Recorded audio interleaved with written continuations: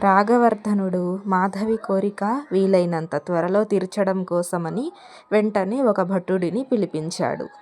ఆ భటుడు ఇద్దరికీ నమస్కరించి నిలబడ్డాడు. రాగవర్ధనుడు చేయవలసిన కార్యమును అతనికి పురమాయించి భూలోకానికి వెళ్ళి వెంటనే ఈ వార్తను ఆ మహారాజుకి అందించు అంటూ ఆ భటుడిని భూలోకానికి పంపారు ఇద్దరు. అతను భూలోకానికి వచ్చి మహారాజును కలుసుకుని రాగవర్ధనుడి కోరికను తెలియజేశాడు. ఆ భటుడిని సత్కరించి పంపించేసి వెంటనే ఈ విషయాన్ని తన భార్యకు చెప్దామని మహారాజు బయలుదేరాడు.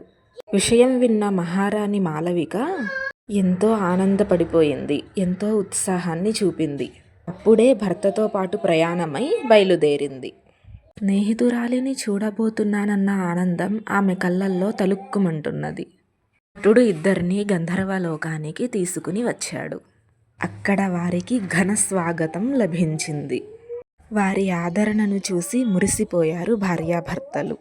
కొంతమంది చెలికత్తెలు మాలవికకు పూలమాల వేసి చేతిలో స్వర్ణకమలాన్ని ఇచ్చి గౌరవించారు.